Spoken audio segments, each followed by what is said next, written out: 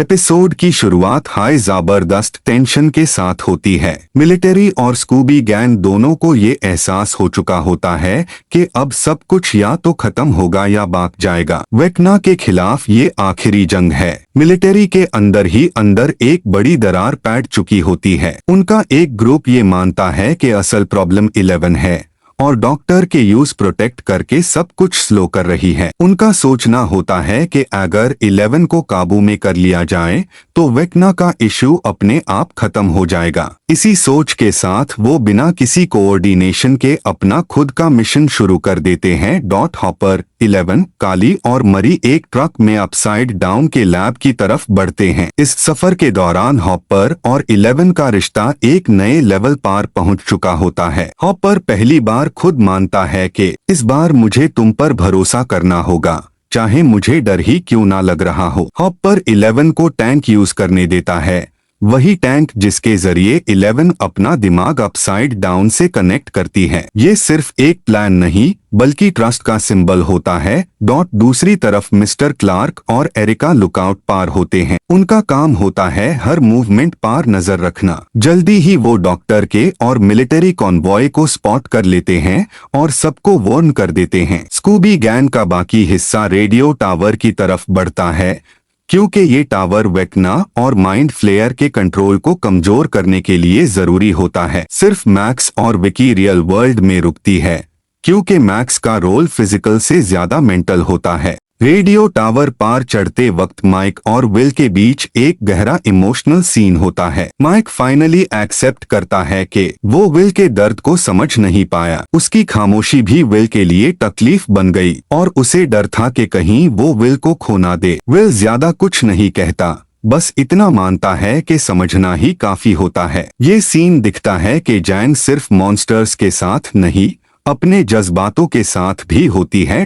Real world में अचानक max एक विजन में चली जाती है। ये कोई एक्सीडेंट नहीं होता, बल्कि 11 और काली का पहले से बनाया हुआ प्लान होता है। प्लान ये होता है कि मैक्स एक मेंटल एंकर बनेगी। 11 और काली वेक्ना के दिमाग के अंदर घुसकर उसे अंदर से तोड़ने की कोशिश करेंगी। हम सीधा हेनरी क्रील के बचपन की यादों में पहुंच जाते हैं। यहीं पर एक बहुत बड़ा रिवील होता है। हॉपर और जॉयस हेनरी के स्कूल के क्लासमेट हुआ करते थे। उन्होंने हेनरी को अजीब समझकर इग्नोर कर दिया था और वही उसकी तन्हाई और अंधेरे की शुरुआत बन गई। इसी वक्त मिलिट्री रेडियो टावर के बिल्कुल पास पहुंच जाती है। मैक्स को सीजर आता है और विकी यूज व्हीलचेयर के साथ छुपा देती है। रेडियो टावर हिलना शुरू हो जाता है, जैसे हॉकिंस शहर खुद टूट रहा हो। 11, मैक्स और काली वेक्ना के माइंड पैलेस में पहुंच जाते हैं, एक ऐसी जगह जो टूटी हुई यादों और दर्द से भरी होती है। 11 पूरी ताकत से वेक्ना को उठाकर फेंक देती है,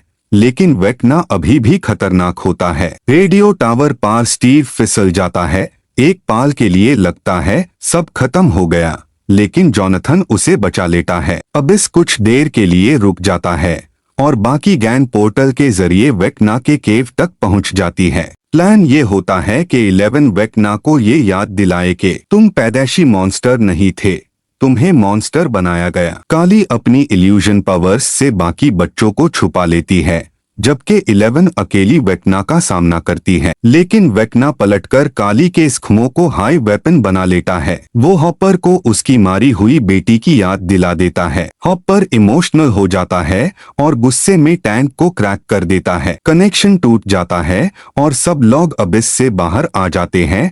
मिलिट्री लैब पार फुल अटैक कर देती है। मरी हेलीकॉप्टर से ग्रेनेड फेंक देता है। पूरा सीन केओस से भर जाता है। 11 सोल्जर्स को रोक लेती है, लेकिन काली को गोली लग जाती है। वो जमीन पर गिर जाती है बेहोश, और सीन जानबूझकर अनक्लियर रखा जाता है कि वो जिंदा है या नहीं।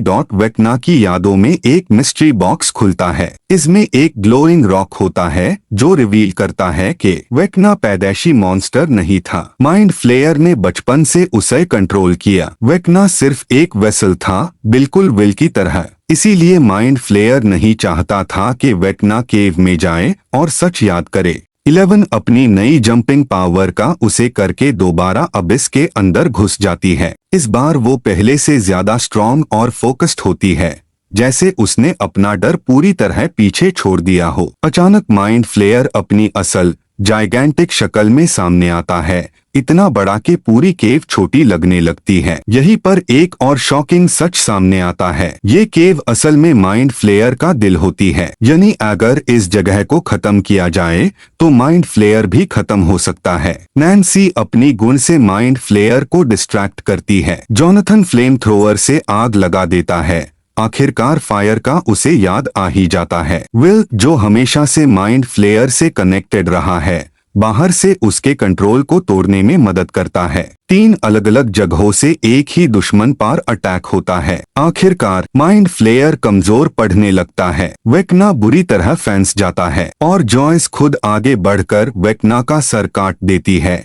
उसके खौफनाक सफर का हमेशा के लिए एंड कर देती है। सब लॉक गेट के जरिए वापस रियल वर्ल्ड में आ जाते हैं, लेकिन एक चीज सब नोटिस करते हैं, 11 गेट के उस पार रह जाती है। 11 जानबूझकर अपसाइड डाउन में रुकती है और वहां मौजूद एग्जॉटिक मैटर को ब्लास्ट कर देती है। जबरदस्त रोशनी और शॉकवेव के साथ गेट हमेशा के लिए बंद हो जाता है। रियल वर्ल्ड में सबको लगता है कि 11 मर चुकी है। माइक पूरी तरह टूट जाता है। हॉपर छुप हो जाता है। हॉकिंस शहर भाग जाता है, लेकिन उसकी कीमत बहुत भारी होती है। 18 महीने बाद जिंदगी धीरे धीरे नॉर्मल होने लगती है। हॉकिंस फिर से एक आम शहर जैसा लगता है। स्टीव बेसबॉल कोच बन चुका होता है। मैक्स बिल्कुल ठीक होती है, जैसे पहले कभी कुछ हुआ ही ना हो। माइक अभी तक 11 के घम से बाहर नहीं आ पाता। हॉपर एक दिन माइक से बात करता है और कहता है, जिंदगी यही रुक नहीं जाती,